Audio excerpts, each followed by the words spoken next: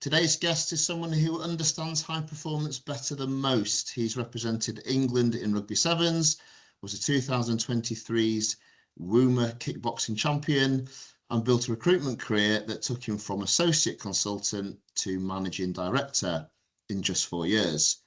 Personally billing 2.2 million, and now he's taken everything he's learned about mindset, discipline, and consistency to launch Camp Kaizen, a hybrid fitness camp built for high performers and those who aspire to be. This episode isn't just about recruitment success, it's about what it actually takes to operate at a high level when the pressure's on. George, welcome to episode 7. Josh, thanks for having me, mate. Thanks for the intro.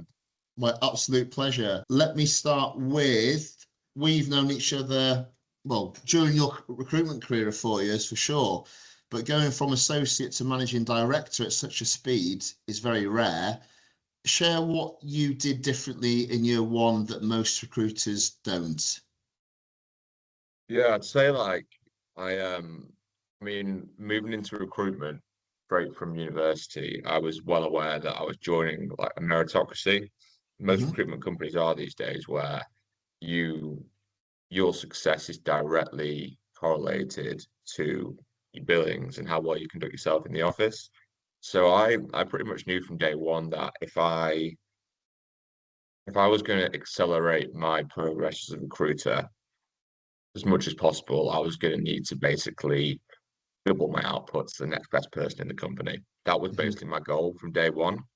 Yeah. So from day one, I basically looked around and I said, all right, well, it may not necessarily be all about I was sat in the chair in the office, but what it is about is making sure that I am doing double the time on the phone, double the amount of outbounds a day, double the amount of e-shots. I was basically just doing as much as I physically could to maximize my learnings and my acceleration in the market.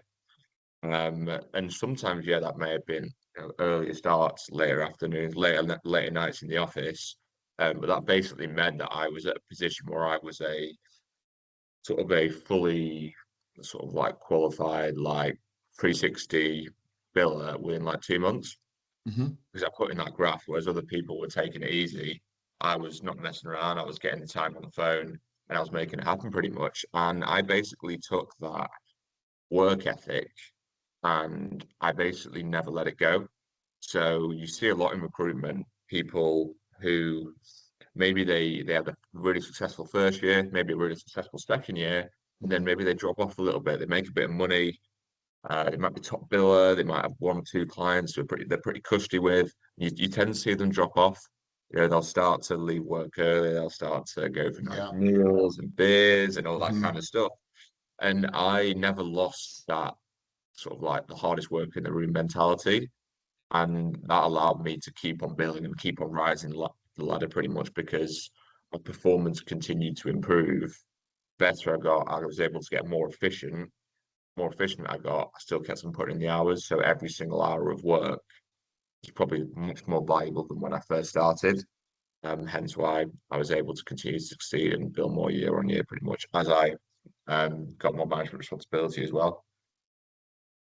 So your dedication, your commitment, what were you saying no to? What were you turning away in order to keep this graft on point? I was work, for example, I was working through lunch of it. I was, I'd have a quick lunch and I'd be in there finishing an e-shot, doing whatever I need to do, taking calls if I need to have one at lunchtime. I would make the most of every single hour in the day. And what I actually did was I wrote 3 separate day plans. I wrote a day plan for the morning, which was we started a little bit later, so 9 a.m. through to 1 p.m. And I wrote an afternoon day plan, so a pretty separate one from 2 till 6.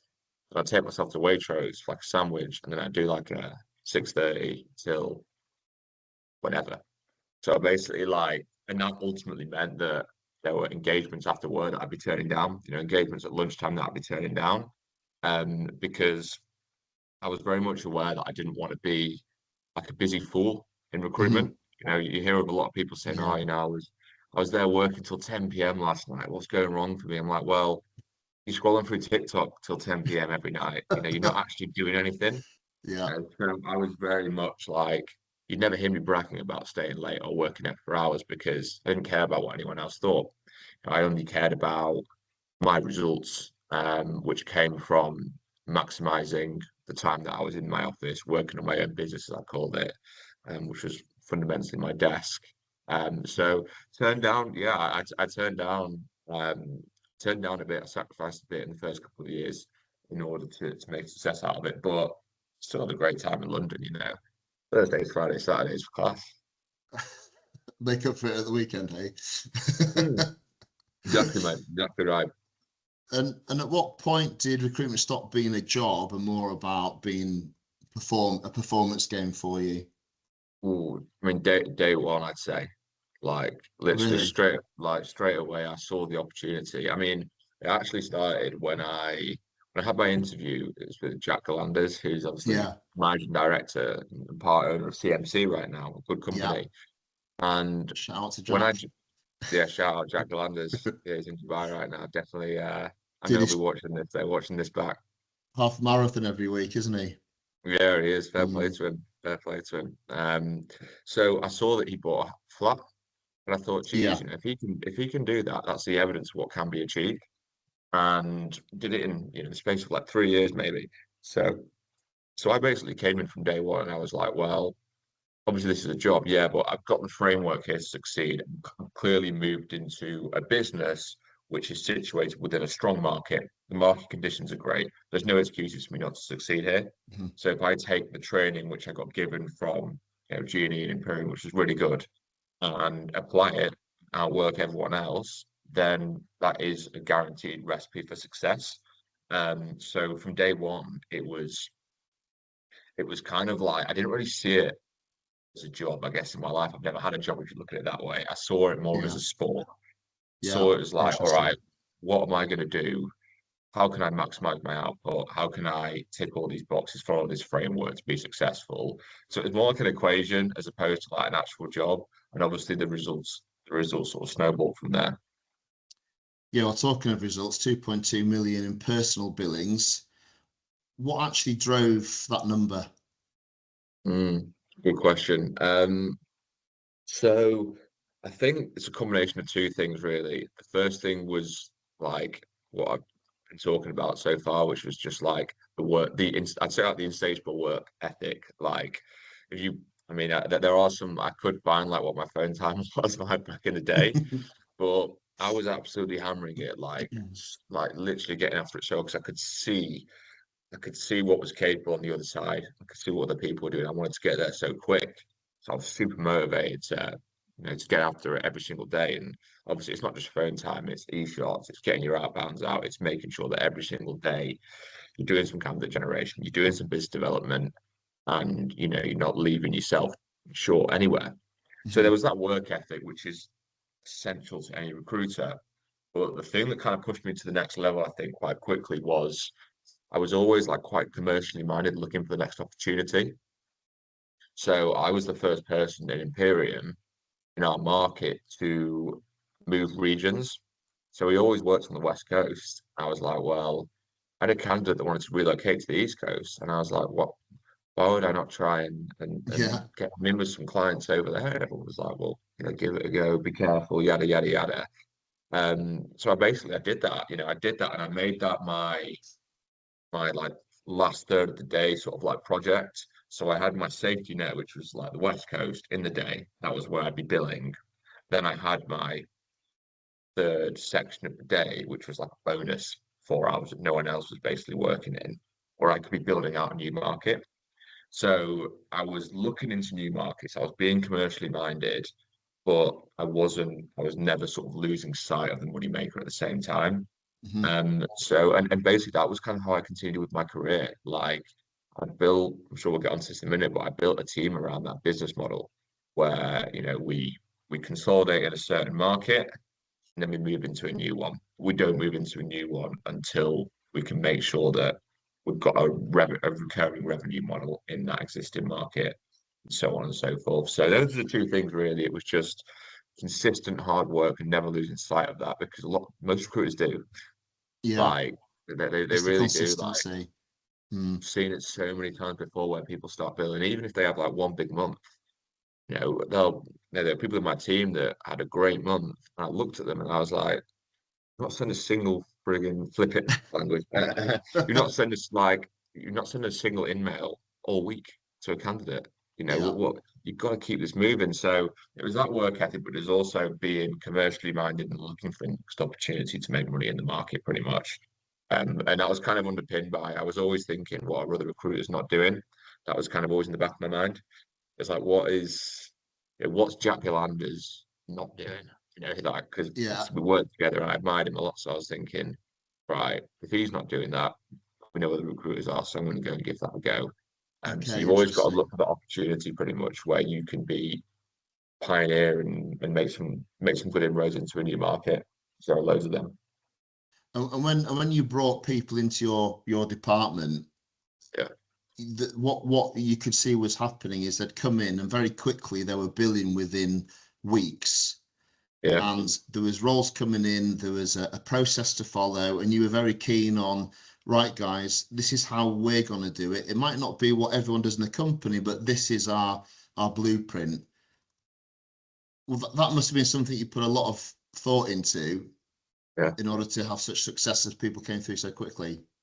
Yeah, I mean, I was like, obviously, one of the great things about being part of a small company, I mean, when I joined Imperium, we had like maybe 7 employees. With the smallest business.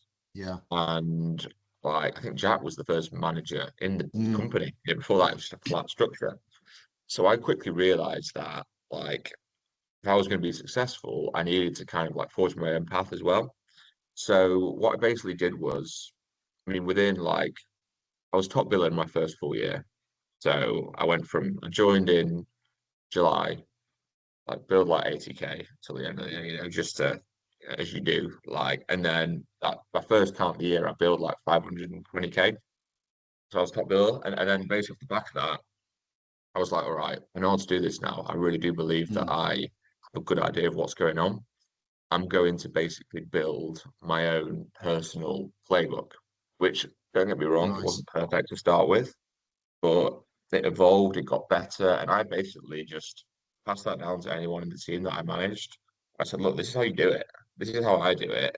And because I was always on the front line, feeling myself on the phone, I was very much like a lead by example. Do as I do, not as I say. I guess you could say both. But so basically, they were seeing me living living the playbook, and they could also read it as well, and be trained as well. So what I would do is I basically put all my new grads on my best vacancies, because I obviously, like, I was very, very diligent with my clients. Like, I went out to America and visited them like in May this year, and met like 15. It was a crazy tour. It was awesome. And like, because I delivered such good service, they welcomed me, and some of them even welcomed me into their homes, and like, crazy really. But because I did so well with them, like, felt like I got really good vacancies, basically, really good vacancies. So I basically passed them on to the new guys, because anyone could find candidates at world-class vacancy. And then I continue to scale into new markets and take on the more challenging vacancies. And that also, it kept my tools sharp to biller. It's easy to fall into the trap of just working on your best vacancies. If that client goes, disappears. You're snookered. And that does happen. So I was always diligent in doing that BD and making sure that, all right, when you start, you can start on my best vacancies, because it got them up and running, got them a bit of momentum, and then meant that I could carry on branching into new markets. So that's kind of how, like, I'd say the playbook plus leading by example, you put those two things together, and great vacancies were how we got scoring quick, and how I managed to sort of like scale the team, but also keep myself in the game as well, billing wise. Yeah, good. Talk a little bit about mindset. What mindset would you say top recruiters have that average recruiters think they have? Yeah. I reckon me and you can both think of some names right now. I'm not going to say them now. On a list. Yeah. They're all. But I think, like, I'd say the main one is like best recruiters, they're always concerned they're going to blank, right? Like I didn't blank. I didn't blank, like never. Um, and but I always thought I was going to blank. And when I told people I'm worried about writing a fee this month, people were like, shut up, George, you know. What are you talking about? You always write a fee, but genuinely, in my heart of hearts, I was worried that I wasn't going to do it because I saw a pitfall in every process. Like, so I was always trying to stack my chips across the table and have as many well-managed processes as possible. And ultimately, that meant that I didn't blank. But best recruiters, and you can speak about anyone that I work with at G&E, like the Hoffmans, Liv Adams, like those sort of people. Yeah, queen They of were the same. consistency. Yeah. They were the same. They always thought, whereas the best, like the average recruiters, the ones that could maybe, they might build 50 grand in a month, then they might blank 2Ps in a row. Yeah. When they do that 50 grand month, they think that the world owes them. They think like they don't need to work, you know, and they're like, oh, this job is so easy. Like, you know, the job's easy. I don't even need to send an email this week, like, or they might subconsciously take their foot off the accelerator. Yeah. And as we know, you get caught out big time if that happens. So that is literally the main difference. Like the best people are always fighting for their lives. They're always up for it. Every single day is the same, following the same process. And ultimately, it's those very, very small daily actions, like literally getting your emails out in the morning, making sure you write that e-shot, pre-screening, I don't know, depending on markets, like however many candidates a week, holding yourself accountable. And that's how you get consistency. Whereas the average recruiters, they're, they feel like the job's easy once they build a little bit. And obviously that just leads to inconsistency, downfalls, and Yeah. I could also go into like not managing processes properly and cutting corners and stuff like that as well. But Yeah. I'd say that obviously like good, solid recruiter knows what they're doing and they will not be wasting their time, not asking difficult questions, working candidates that aren't motivated. That's not going to be happening. So like I think there's a clear differential between the good ones and the bad ones. So in terms of mindset, that's the main answer that I'd say. Yeah, good. So when going back to what I mentioned earlier in the introduction about the professional sport side of things, how did professional sport shape the way you handled rejection and dry spells and pressure in recruitment? Yeah, so in recruitment, I like see in pro sport, like going back, I had a couple of years contracted as a professional rugby player for England Sevens, and I played for Sale Sharks and a little bit for Exeter Chiefs as well. And obviously, I had my fair share of knocks, like knee reconstructions, loads of surgeries and stuff like that. Like select getting picked, not getting picked, all that kind of stuff. And never really let it affect me too much, to be honest. I knew that I was never the best, so I had to be the hardest worker always. And taking that into recruitment, I'm quite lucky in the sense that I'm quite a level-headed guy. You know, I don't let things get to me. Like I don't get, you know me, Josh. I don't get super excited if something good happens. I don't get super low when bad happens. I call it the line. Yeah. The best recruiters usually are the ones that are able to manage their emotions and stay close to the line. Like if you do a massive deal and you buzz in and you have a massive night out and you spend all your fishing before like your bank account, Yeah. and then the candidate doesn't turn up to work or whatever, you're going to be right down in the bottom, like, and you might not even show up to work for a week because you're so good. Um, Whereas for me, like, don't get me wrong, you know, it's great to celebrate the good times. You've got to do that. It's really important to do so, but I would never let the great times run away with me, and I would never let the crap times bother me either. I remember there was a time when I'll loop round to professional sport in a minute, but there was a time when basically I placed a candidate. I won't go through the whole story, but I placed a candidate. He's actually still there now, and I was due 28 grand in commission. Saw the commission schedule come through, and the client didn't pay because of an old placement that ended up going wrong. It wasn't even my candidate; it was a split fee that someone else had put in. So nothing that I could have done. And literally, I saw 28K just disappear, like literally disappear into thin air. I remember the next morning, I came in and I had a team of like 10 at the time. I got in the morning meeting, I told them all the story. And I said, look, guys, technically I lost 28 grand yesterday, but you ain't going to see anything different from me today. Like, it's going to be the same. Here's my game plan. Here's what I'm going to do to rectify it. And that was like, I mean, that was January 2024, I think, maybe 2024, or 2023, I don't really remember. And you know, that was January, and it knocked like 50 grand off my billings. I ended up billing 650 grand that year and having a great year. So like on a micro level, I didn't let it impact the week.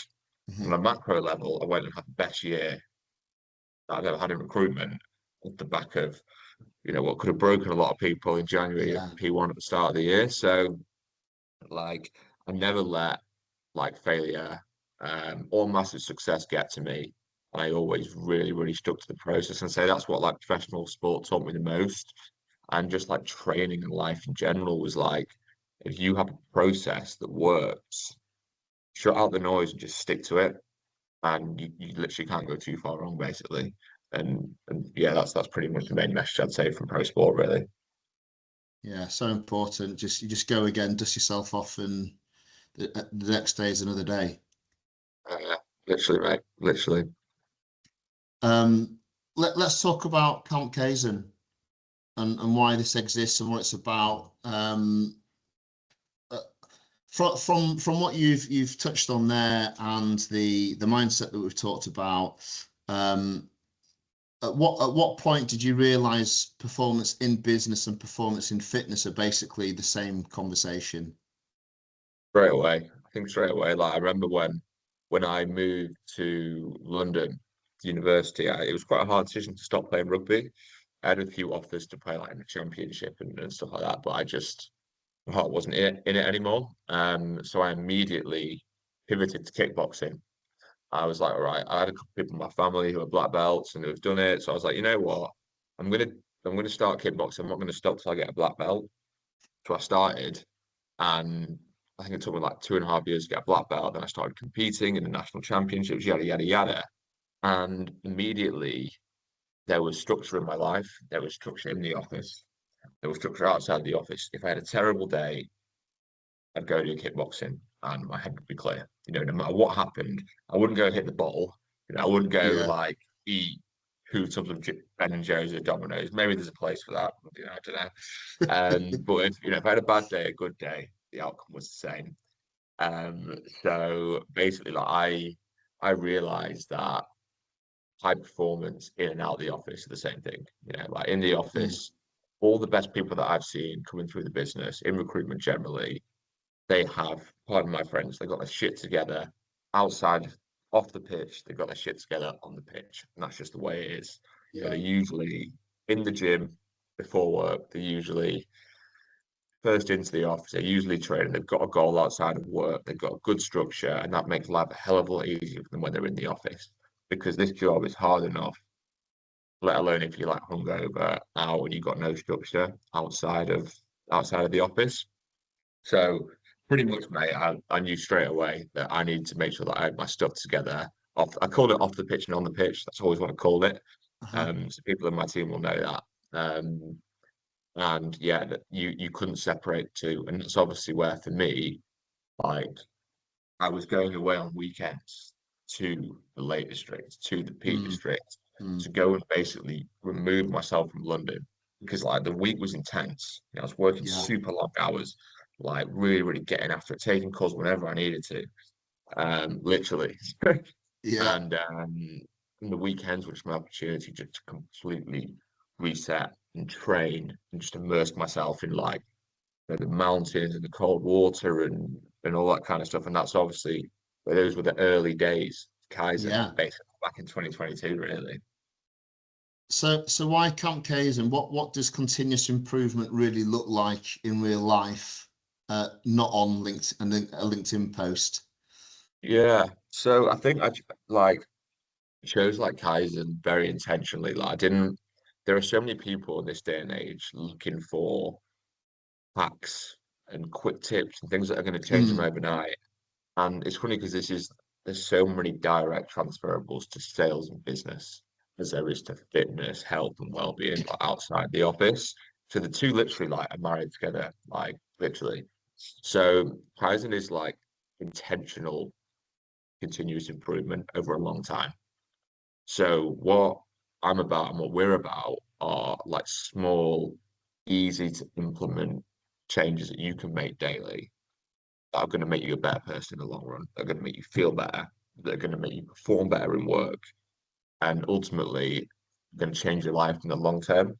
And that might start. I was thinking about before going on this podcast. I was thinking about my own journey, into fitness, and that started with like a 2.5K run around the block. At the end of lockdown, and obviously spiraled to where it is now. This is after a couple of knee operations and stuff like that, when I was doing more bench press than running, let's put it that way. And that's kind of where it came from, really. Like, I didn't want, Kaizen's, we're growing into quite a significant brand, and we want to be really big, and we've got to make sure that, our brand goes, our philosophy, gradual self-improvement, and obviously the training camps are obviously the centerpiece of the Kaizen calendar, but it's just as important, you're kind of making that investment in yourself. It's just as important that you prepare yourself before the camps, and they're obviously going to give you a hell of a lot, a new toolkit, re-energized to go and sort of like follow your journey after, and hopefully come back year and year. So that's kind of where it all came together, and what the philosophy behind it is, really. What's Camp Kaizen built for? The types of people who needs it and may not admit to it right now? Yes, so I'd say, like, when I was looking at my like target demographic for Camp Kaizen, it was like, if we're looking at like the corporate world, looking at people who have a track record of or are looking to invest physically and financially in their health and well-being. Because basically what it is we basically build a training camp facility at the foothills of Scarfell Pike. It's the biggest mountain in the UK. So we build it ourselves. It's got a gym, fire pit, glamping tents, massive communal stretch area with like loads of recovery equipment, sofas, yada yada yada. And it's a custom built training camp. And basically the events are ticketed, and you'll come over a weekend. And we put on everything. So all you need to do is show up with your running shoes, yada yada yada, and we'll do the rest. So what it's for, who it's for, are people who want to have sort of like quite an intense experience and better themselves. They want to refresh themselves. They don't want any of the hassle of having to look for Airbnbs. They don't want any of the hassle of having to read a map to climb a mountain. Everything is done for them. All the programs put in place. And also it's an opportunity to meet other people doing the same thing. So it's 20 people per camp, and there's going to be people from all over the country there, from all different walks of life. And you can basically, it's a great opportunity to expand your network as well. A lot of these people are coming from similar backgrounds around the country. So you might be working in real estate in Manchester, and you might meet a connection in London. When you go through a weekend of training, you come out of the other side with new, properly deep connections for life. So yeah, in terms of who it's for, that's what it's for. It's for like professionals that want to remove themselves from the noise, better themselves in all purpose, all inclusive style training camp environment. And you don't need to be super fit for it either. Like, in terms of the exercises, cold water in the morning, we'll like go in like the lake or something like that. And then we do like a short run, so like 5 to 7.5K. Or if you don't feel comfortable doing that, we can get you set up in the gym for a session. And then in the afternoon, we do like a team hike, basically, and big team meal in the evening, get to know everyone. We repeat that over the weekend. Then we finish with like a bit of a sauna recovery. And then obviously send you on your way pretty much. But we do shuttle bus transport as well to and from the train station. So it's a fully like inclusive weekend. And obviously the foundations are set in me doing this for the past sort of like 4 years and knowing how transformative it can be for my own performance in business, and just keeping me on the path, as opposed to just being in London getting blinded every weekend. If a recruiter commits to 12 weeks of a structured fitness and mindset work, what changes in their billings? A lot, I'd say. I'd say I'd say if they commit to 12 weeks of that, then you won't see the rewards immediately, but the consistency will follow off the back of it. So let's say, because I've seen them come and go, Josh. Yeah, you know, Yeah. I've seen it. There's a big turnover in recruitment, especially, our business was very, the rewards were amazing, but obviously it was very intense. It was a tough place to work. So what I've seen is that people who maybe are a little bit more all over the place outside of the office, they might be naturally good salespeople, but a little bit inconsistent. So maybe before they commit to that 12 weeks, they might be billing 20K on average every other month. Instead of that 3 months of like training, or coming to my camp and then following a program or whatever, I'd expect to see them hitting target every single month. Maybe being a little bit more level-headed and smarter with how they manage their billings. So with these people who are more volatile recruiters, you tend to see them have a really big month and nothing, really big month and nothing. Yeah. I found that for the high performers, it was all about looking after your blood pressure. So as opposed to a really big month, as opposed to a massive month, it might be all right, 15K, 20K, 10K, 40K, and you could just manage your desk so much better.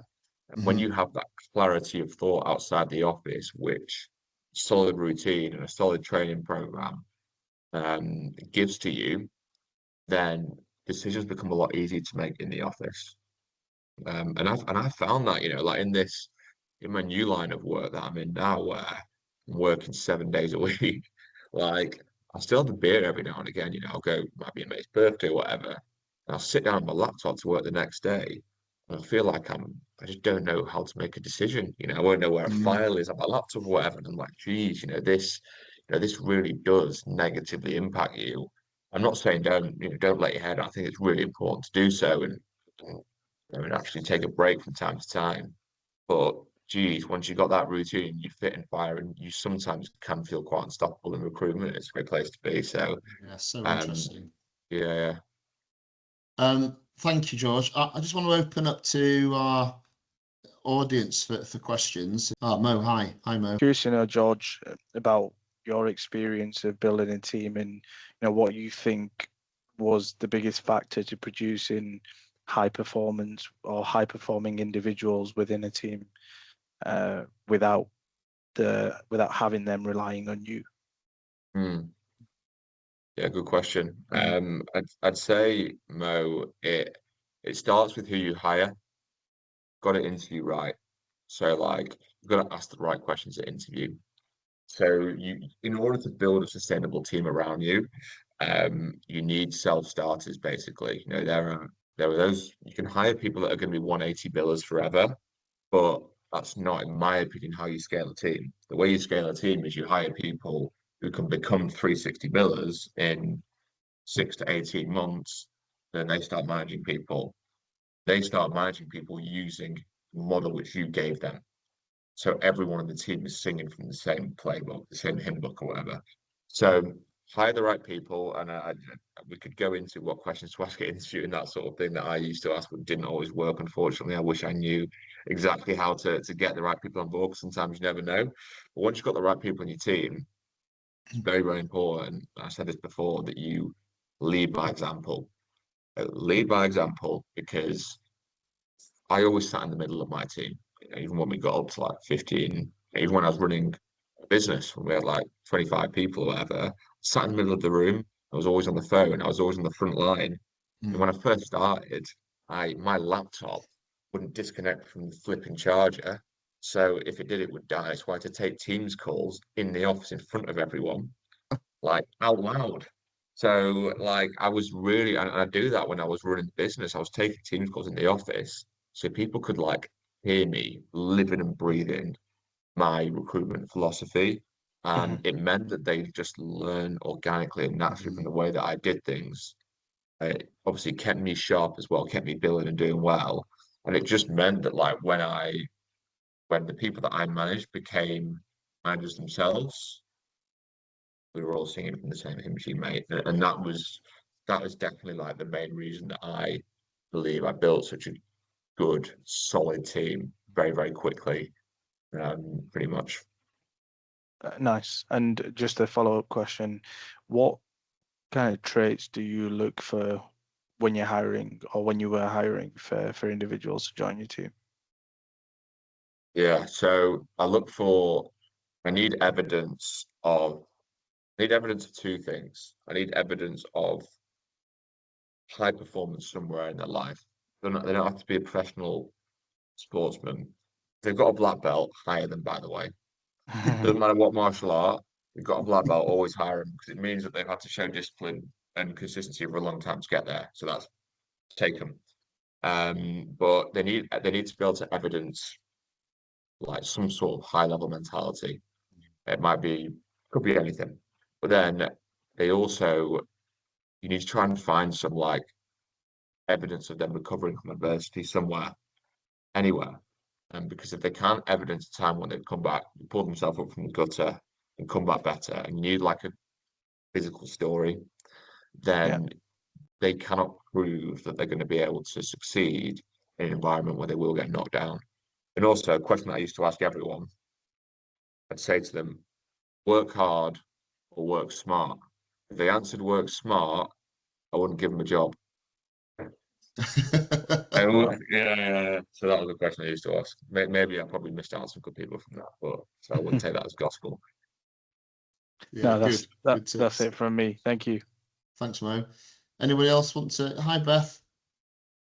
Hey, George. Can you talk about your experience with candidate specking? I think that's what you meant by e-shot. But can you talk about your experience with it and how it affected your numbers? Yeah, so I mean, I was quite lucky in this. I don't know what market do you work in? Sport, predominantly football. Okay, cool. All right, fine. So I was construction in America, slightly different, but they did a lot of them like the sport. I was quite lucky. There were always a lot of clients to reach out to, pretty much. We had a lot of people that we sent messages to try and get on. But I usually I followed quite a consistent framework to basically spec my candidates out to these companies.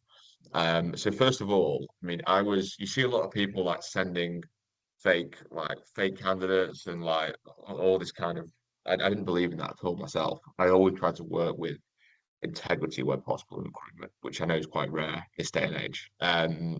So I always needed a rock star candidate. Like I wouldn't like send out any rubbish, because if I had a rock star candidate who was either super motivated or top quality, then I knew I could back them all the way.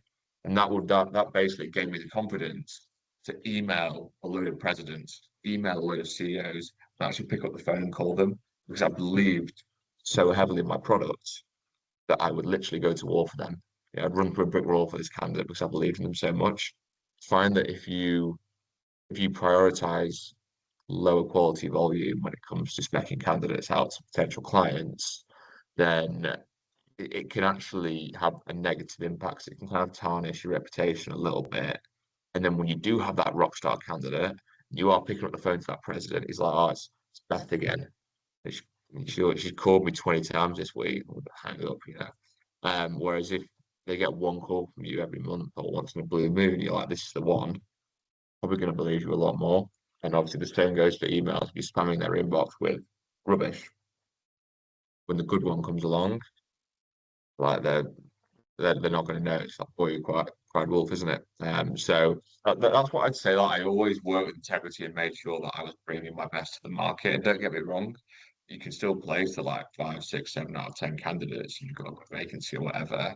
But I made sure that my interactions with potential new clients in the market always painted me and my product in the best light, pretty much. I'm not sure if that helps, but that's kind of the way I did things. Yeah, cool. Did you find it was the biggest impact on your billings? Yes, it was, because I basically had loads and loads of clients. I remember like whenever like internal people, like some of our internal trainers, maybe even Josh or like some of the others when they were at the business, asked me about my clients. They were like, George, you need big accounts. You need to be working with these companies that are giving you 20 vacancies a year. because I didn't do that. I think when I left the business to do my own thing and sort of allocated my clients around people still at the company, I think I had like 75 clients because I was always like, I built such good relationships with these companies, and I was always looking to keep my tool sharp with the next best one. Who's the next best one? Whilst still satisfying the needs of my existing clients. And if they're rubbish, I kick them to the curb and find a new one. So it basically meant that I was never shy of a vacancy. I always had a good vacancy to work on. And when people are relying on 1 or 2, 3, 4 clients, suddenly, if they're not hiring or whatever, they've got nothing to work on. But that was never the case with me, because I made sure that I always packed a punch when I was going out into the market and I was building these relationships. And yeah, the more clients, the merrier. So yeah, that's probably the biggest impact that it had on me, not resting my laurels in that sense. Cool. Spreading Thanks, your George. bets. Mo, got your hand up there? Yeah, I just want to jump back in. A follow-up question from Beth. How much of the work that you did was retained versus contingent? Yeah, good. Another good question. I'd probably say 30% was retained, 70% contingent. But I don't know how you guys use retained models, but I kind of adapted it myself. I didn't really like the pressure being retained by one client. I felt like in my market, where there was a massive talent shortage. So there were loads of clients looking to hire, and it's so hard to find anyone good. I didn't really like the pressure of having that retainer hanging over me. Don't get me wrong, it was a good way to build quickly, but like to have a reliable vacancy. So what I actually ended up doing was saying, as opposed to this being a retainer, this is just a fee to engage my services. Like, I'm so busy. If you even want me to like say your name to a candidate that I'm working with, you need to pay me £5,000. And then like it kind of just started working like that, where like there wasn't that physical retained commitment, but they knew that I was looking after them in the market. So like it kind of evolved a little bit away from sort of like the traditional like retained contingent model to like somewhere in between. But I'd still say around 30, 70, yeah. Okay. Anybody else would like to ask? Oh, Harry, yeah, go for it. Hi, George. You're clearly quite like a confident individual. Has that always been the case, or has that come through years of being successful in recruitment, or is it a little bit to do with your sporting background as well? Yeah, I'm not sure really. I mean, I'd say I've always had like leadership roles throughout my life, from school onwards. So I'd say I've been quite confident, but I also, if you were to ask people at the business what I was like when I first joined versus what I was when I left, very different. I'd say I'm relatively emotionally intelligent when I need to be. So I always talk about like being the grey man, the grey man or the grey woman when you join a new recruitment company. Keep your nut down basically, and work as hard as possible, and don't talk to anyone for a year. So that's kind of what I was like when I first started. You wouldn't have, apart from when I was on the phone, you wouldn't have seen me as like a confident person. But obviously that confidence grew as I sort of like scaled and improved myself in the organization. But I wouldn't say confidence and being like an extrovert and being Jack the lad definitely does not correlate to success in recruitment. Definitely doesn't. Like the people that are all talk, sticking the chest out, the ones, that they're talking rubbish all the time. Those are probably the inconsistent ones that don't do as well. It's genuinely sort of like the shyer, more motivated, introverted ones who don't waste their energy talking about what they got up to on the weekend. They spend their time on the phone getting it done. Those are the ones that are generally more successful. So I'm naturally I'm a confident guy. But if I wasn't doing very well in recruitment, you wouldn't hear a peep out of me, because I wasn't going to be messing around, banging my chest. I was going to be making sure I got after on the phone to succeed. Yeah, no, fair enough. Thank you. It was probably weren't you head boy, George? Yeah, I was actually. Yeah, probably stemmed from there, hey. God knows how. Beth, I can see you've got your hand up. Yeah. Just to build on Harry's question around confidence, were you nervous before you met your clients in person before the first time? Yeah, definitely. Yeah. I'd be lying if I said it wasn't. It was a very, very surreal experience for me. I've been working with many of them for, up to 4 years. Some of them it was the first time even seeing their face. But again, it was nerves, but it was also a massive amount of excitement. And there were some of these businesses that they might have only had 20 full-time employees, and I've placed about 10 of them. So it was really, really exciting as well, like seeing the tangible impact that it had on these businesses. And towards the end, I owned it. I was absolutely loving it. Like I'd rock up to the HQ and I'd be like, "It's George, I'm a project manager. I'm interviewing for a job." And actually pretend that I was interviewing for a job. And then that broke the ice because some of these Americans were quite unique individuals. These construction professionals, but it was nervous, but also super, super exciting as well. Good. Lena, hi. Hello. Just building on what Beth said as well about meeting clients in person. We're trying to get out of the office and meet up with clients more often, but there's a mix of people of, might be someone that we've placed with before or someone that we've actually maybe spoken to once or not before. I think, how would you approach that sort of meeting with maybe a client that you've not spoken to before? Because I think I'd probably be a bit nervous in advance as to what if this comes up, what if that comes up? How do you typically approach that? Yeah, good question. I'd say for me, something that I very quickly learned is that you've got to control the conversation and manage it. So even though Teams feels very formal in all the right ways because you've got that barrier, it's an agenda, yada yada yada. It tends to go the way you want it to go. In person, it's often it can turn into more of an informal conversation, which I actually don't think you want the outcome to be. If you're having an in-person meeting, I would come in, and when I was doing my in-person meetings, I learned this very quickly. Come in with an agenda and follow it. So even though it might feel a little bit wooden, you've got to have something that what you want to get out of the meeting. So for me, it was I remember it clearly. It was how's our service been so far? Obviously, you don't need to ask it in such a wooden way. But how's our service? Where can we improve? Are you aware of model X, Y, and Z, which we work on? And all these questions are questions which, if you don't pre-prepare and plan them, they can feel a little bit awkward asking them. It's very easy to let the conversation just sort of drift away. But even in person, have an agenda. Obviously, the conversation may ebb and flow, of course. We're only human, but have an agenda and stick to it. It'll make your life a lot easier. It means that there'll be tangible outcomes you can get from the conversation. It will actually make the meeting 10 times better. So that's what I would say. And then I had a template that filled out at the end. I've got the answers. I wasn't typing away in the meeting like a madman, but I kind of remember it. And straight after I type up the notes, the question I prepared, and yeah, that's what I found worked in person. Cool, thank you. Of course. Good. Any more questions? Yeah, Mo, back in. The George, triple. Yeah. Just wanna understand what do you think was the biggest thing or what do you think was the biggest factor to you achieving 600 and I think it's 50 or 60k in your largest year in recruitment? And what did you do differently that year that you didn't do the year before that helped you get to that number? Yeah. Oh, good question. Jeez.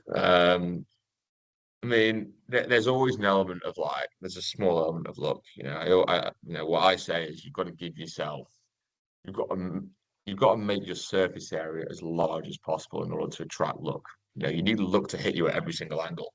If you're taking, what I would often say is there's a candidate, you might see a candidate on LinkedIn. Everyone knows, there's project managers in every line of work. Let's say they're a project manager at a very noticeable company, and that's all it says in their LinkedIn profile. It's project manager company. You don't know how old they are. You don't know anything about them. You may not even know their name, but you've got their number and they want to speak to you. A lot of people may see that, think it's not worth my time. What if they're, and 9 times out of 10, it won't be worth their time. But I would always take that call. Like, so, and the better I got, sometimes I could be on the phone for 2 minutes and I'd know straight away whether they were worth my time or not, and I'd, you know, end the call or continue it. But in terms of like my success and trying to attract as much luck as possible, I was always looking for those interactions in the market, which other recruiters might not be taking, in order to maximize my billings and do things that others weren't, basically.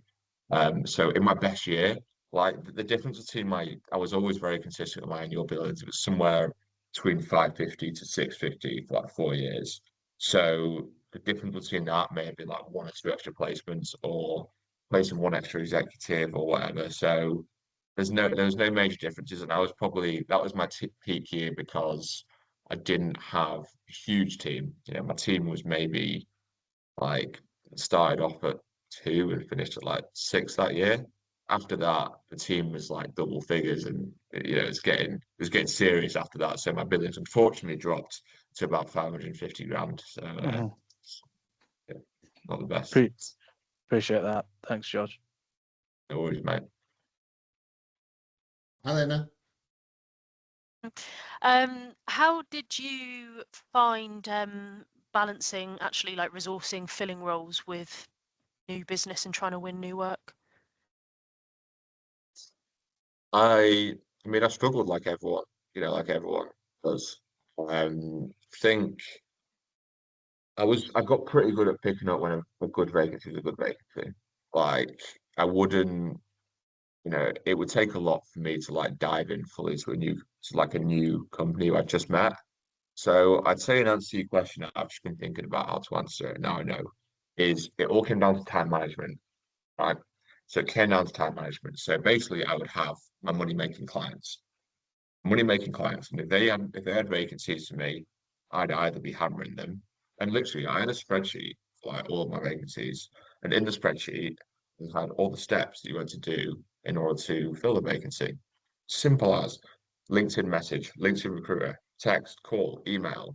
And I always did that for every single one I had. It meant I had to hold myself very accountable. And what I would do is I'd make sure that I was working my way through that with my robust clients, with clients that I knew.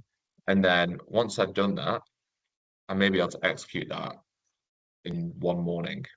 In the afternoon, that would give me the license to go on to these fresher companies to really find out what they're about, because you don't know if a vacancy is a good one fully. They can say what they want on a Teams call, but until you start putting candidates into them, you don't know if they're good or not. And we just need to see how they respond pretty much. So it was like a combination of reading the vacancy and managing my time efficiently in order to, you know, keep a powder dry with my billing clients and have go the new ones. And again, that's the difference between a really good recruiter and an average recruiter. An average recruiter will do one or the other and probably end up not billing at all. Good one will make time for both and make sure that they're just really efficient with their time management in order to execute there. Awesome, thank you. But thank you. Thanks very much. Is there anything else, George, that you want to finish off on? Not really. I'd just say like Camp Kaizen, like obviously what I'm doing now, that's my full-time thing. Like obviously the camps start in April and run through summer. I encourage everyone to check it out and sign up. Obviously the camps are mixed, you know, boys and girls. We tailor for all abilities, and it would have taken a hell of a lot for me to leave what I was doing before. But I believe in the transformative power of what Camp Kaizen is doing. So check us out, sign up, and you know it will literally change the course of this year and probably your life as well. So yeah, take a look, and yeah, I hope to meet some people in person over the next couple of months. Thank you. Powerful stuff. Thanks very much, George. Thanks, everybody. Thanks for having me, Josh. Cheers, mate. It's been really good. Pleasure. Thank you. Thank you. Thank you. Cheers. Cheers. Bye.